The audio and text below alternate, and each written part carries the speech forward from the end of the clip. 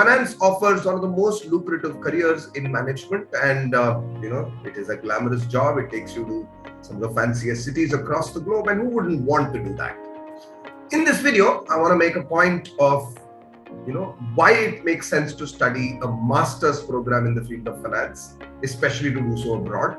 And I will also list out the top 6 programs in finance across the globe, and probably give you direction on which ones you should be targeting.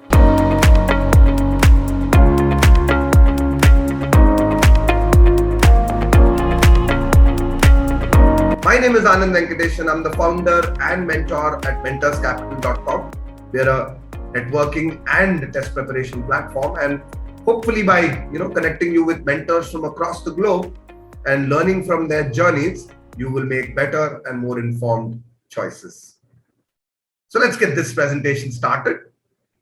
I want to talk about why it makes sense to study a master's in finance, and the key regions I've considered are US, UK, and Europe. And not to belabor the point, the reason these locations have been chosen, are presence of the top financial markets, the stock exchanges, and where a lot of trading happens. Trading volumes are high.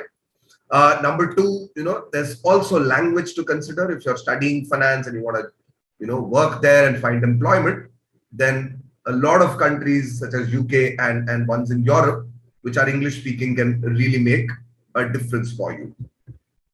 So what we've done is, first let's talk about why you should study a master's in finance. And this point is actually fairly straightforward. 5 top reasons to do so. Number 1, finance in itself offers, the best placements on campus. The average salaries in finance are typically, equal to or even higher than those in consulting, marketing, operations, technology, and so on and so forth.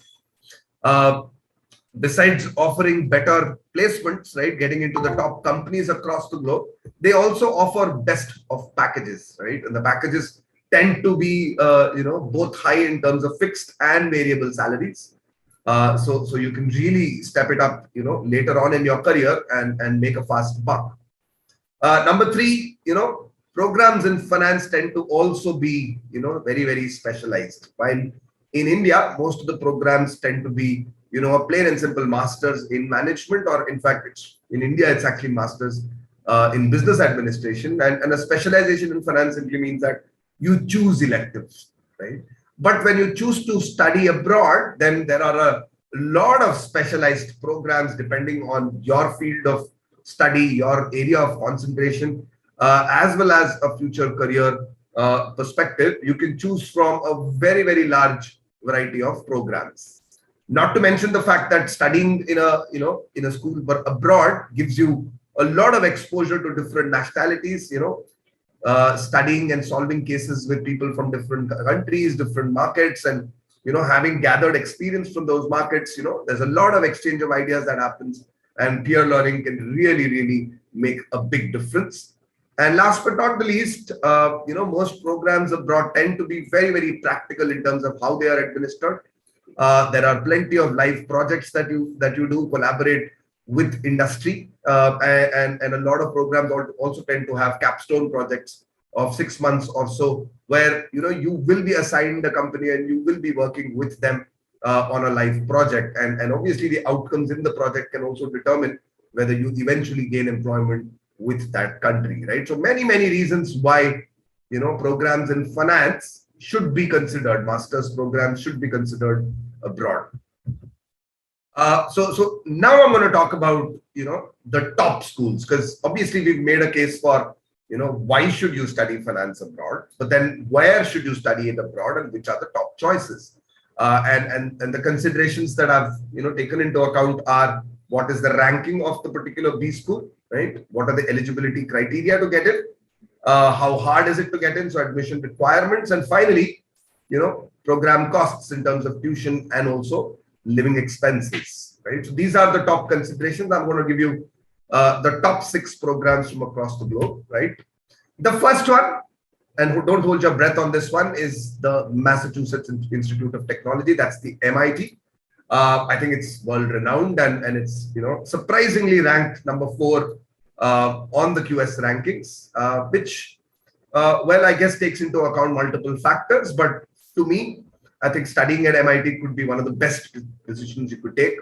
And MIT, most of us have heard of MIT for studying a management program or even for studying undergraduate technical programs. But MIT offers a Master in Finance program, which turns out is a 18-month STEM course, right? And if you've been following the news, then you know that anything that you study in the US must come from the STEM stable, because that allows you to avail of the OPT, right?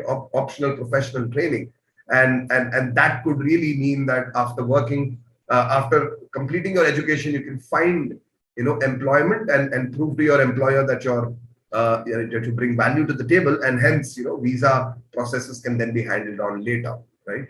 It's a fairly straightforward program. The eligibility is more or less the same as most other universities, which tends to ask for a good GPA of around upwards of 3.8 out of 4, and most universities in the US also ask for 14 years of education, which means that if you come from a commerce background or an economics background, then you need to either come from a university that is recognized by the MIT and universities in the US, or if not, then you basically get a verification done through WES, right? So that's WS certification allows the university to recognize your degree as the equivalent of ones in the US. So that's something to consider.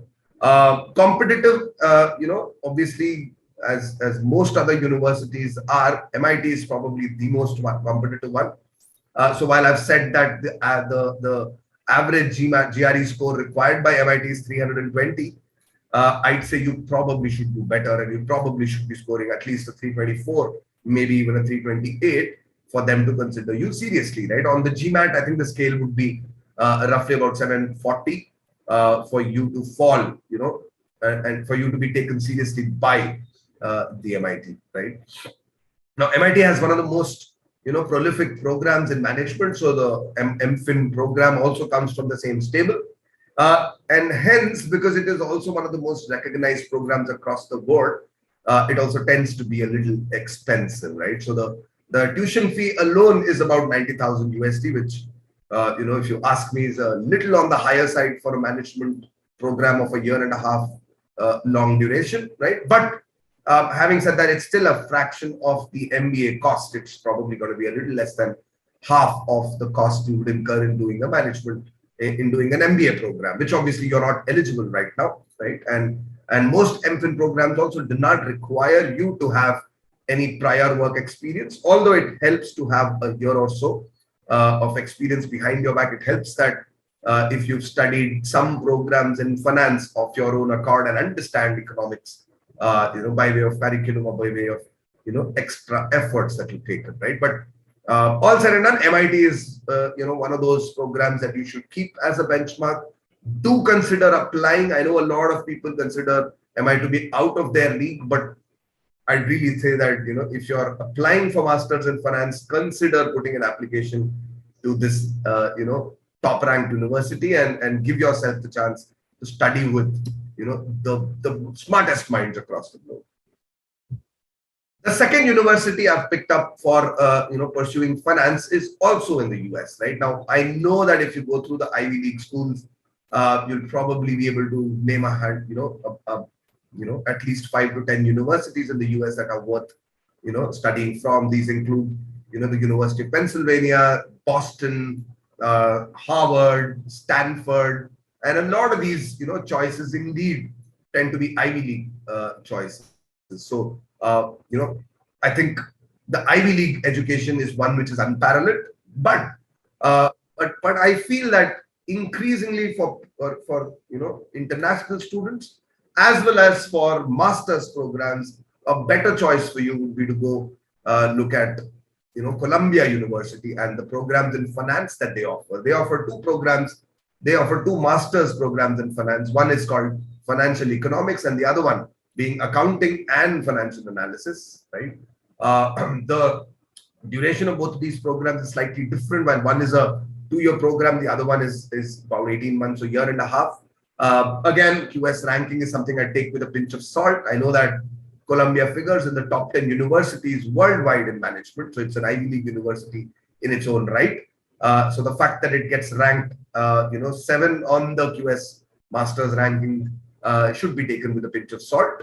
Well, Columbia University explicitly states that to study, a program in finance and economics, you must have a very, very strong background in mathematics, right? The proficiency should be displayed in popular areas like, probability theory, in counting and statistics, in matrices, and even in computer programming, right? So basically, everything that sort of comes in the overlap of economics and finance deals with a lot of numbers, with a lot of theoretical mathematics and statistics. So those are areas where you need to display a proficient sort of position, right? You should have taken these programs at undergrad and scored, really, really well in those programs. Alternatively, if you choose for the accounting and financial analysis program, then fundamental analysis program, then you need to have done an undergraduate program in either business or economics, so commerce or economics, or BBA backgrounds, and should have done the basic courses on financial accounting, managerial accounting, and so on and so forth, right? Just like the MIT, even Columbia is extremely competitive. They do require you to submit a GRE or a GMAT score, and to be considered by them seriously, you need to have scored at least 320 plus. I'd say maybe a safe bet is going to be 324, right, on the GRE, or if it's GMAT, then consider a minimum of 720 on the GMAT to be considered by Columbia University. The tuition fee, right, again tends to be on the higher side. The 1.5-year program fee is comparable to the one at MIT, so about 90,000 USD. But the 2-year program is a little more expensive, gives you 6 more months, and charges you maybe about 10% of the cost extra, which which probably is a good idea, but if you're eligible for it, right? All said and done, I think if you're looking to study finance, then consider besides MIT and Columbia, you probably also consider the University of Pennsylvania, New York, NY University, New York University, Stern School of Management, as well as Boston and Chicago as areas to go for financial education.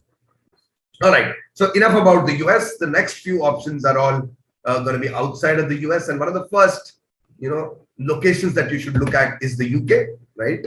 Obviously, language is one of the considerations here, but also the fact that the London Stock Exchange is one of the oldest and most prolific stock exchanges in the world. So studying in London does make for a long-term career in finance.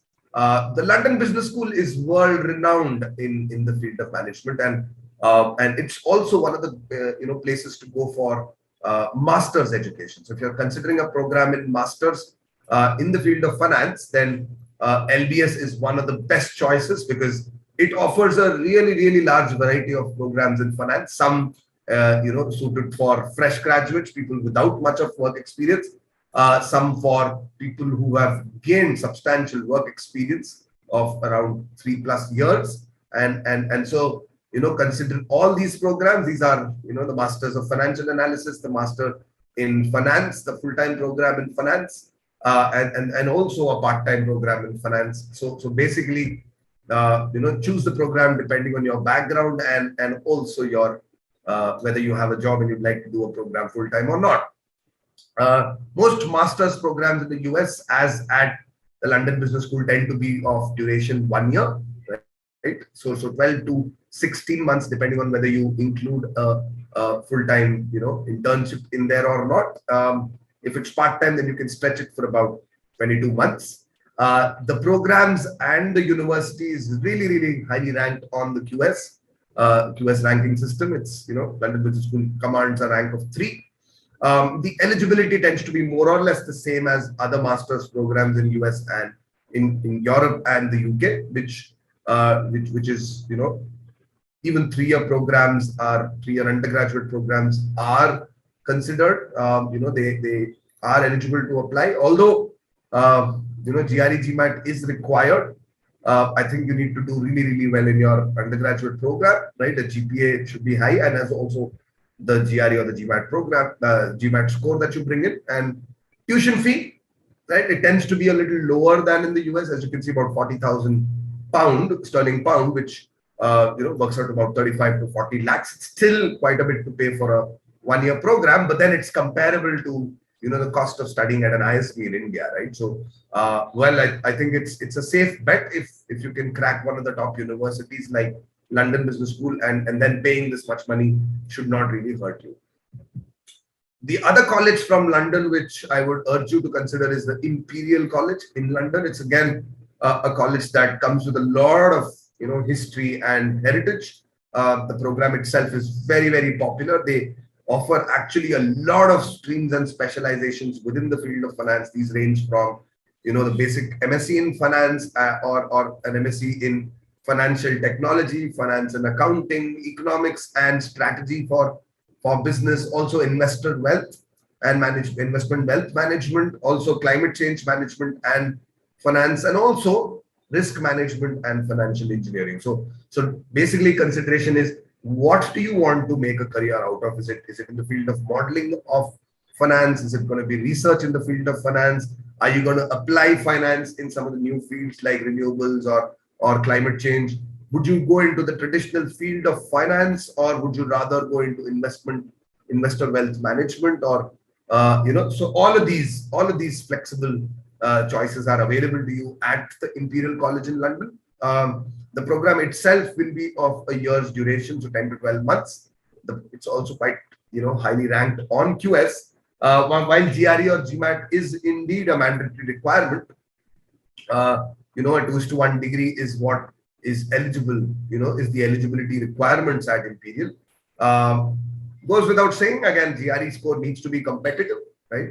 The tuition costs compared to that of London Business School, so it's slightly lower, in fact. But I think if you're studying in London, then you should account for about 35 lakhs worth of money for tuition costs, and about half, a third of that for living expenses. So it works out to about 40-45 lakhs, or even 50 to complete your management education in the field of finance from London.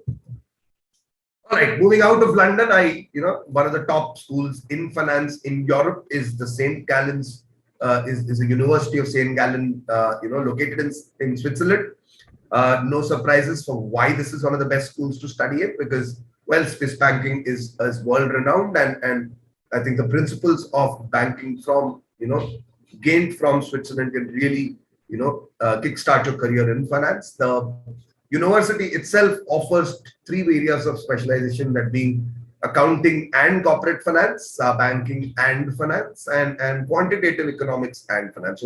So 2 of them are a little more commercial, and the third one is a little more modeling based, is more data related and quant related than the others. The master's programs at St. Gallen tend to be about 18 months long, so 3 semesters long. Each semester tuition fee for international students is about 3,500 Swiss francs, right? So it's not a very expensive program, although living in Switzerland is, and finding yourself a job later on is going to be competitive, because you're studying with some of the top minds across the globe, but also you're going to be competing with the Swiss in the field of banking, which is going to be a bit of a tall order. But well, if you're competitive and you want to make it to the best of places, then studying at St. Gallen is definitely a good idea. Eligibility criteria is again the same as most other university. You need to have at least a 3-year undergraduate degree. You should have have an excellent track record in academics, right? And subjects like business, economics, mathematics, or even hard sciences are really considered beneficial to you, right? Especially for a field of the field of finance, and so that's something that the university looks at too seriously. And obviously, if you're applying to a St. Gallen's, consider a minimum GMAT score of 720 or a GRE score of about 324 or thereabouts in order to be competitive. So we've looked at US, UK, we've looked at Switzerland.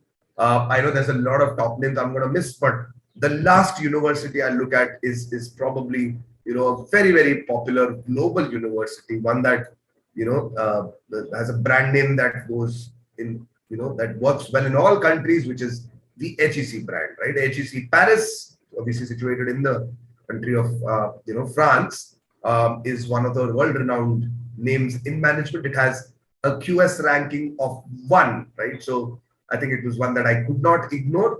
HEC Paris offers 2 programs in finance: the Master in International Finance, as well as the Master in Financial Accounting and Accounting, Finance, and Management. The program itself, HEC offers a very flexible sort of manner in which you can take the program. You can either do it, complete it in 12 months, or go for an internship term which would be 6 months long. So you could intersperse that with your program. It allows you to to study theory, put it into practice, and then come back and put it all together in your final term. So it's actually a great opportunity to do so, right? And also consider that HEC Paris is part of the SEMS Alliance, which means that you can also partner with another university in the SEMS Alliance and go to a term, in another country. The eligibility for HEC tends to be fairly obvious. Top class, academic record in your undergraduate education, as well as a competitive GMAT score of 710, 720 or more, and also if it's the GRE, then consider 320, 324 plus, right? The tuition fee at HEC Paris also tends to be around the range of about 30 to 35 lakhs for the 1-year program. Ignore the figures given over here, could be a little misleading, right? But broadly speaking, consider spending that much money if you're studying a master's program in Europe or UK or even one of the English-speaking countries such as Netherlands, right? So those are the top universities to study finance. I hope you got a bit of information to get you started, right? Let me also tell you a little bit about us, mentorscapital.com. Like I said, we're a admissions consulting and test preparation company. We help you shortlist the top universities and programs from across the globe. We also help you prepare for exams like the GRE, GMAT, the SAT, or other such eligibility exams. And finally, we help you create a strong application. If you come to us early enough, we can help you with the profile building and choose activities in college and otherwise that can make for a strong profile.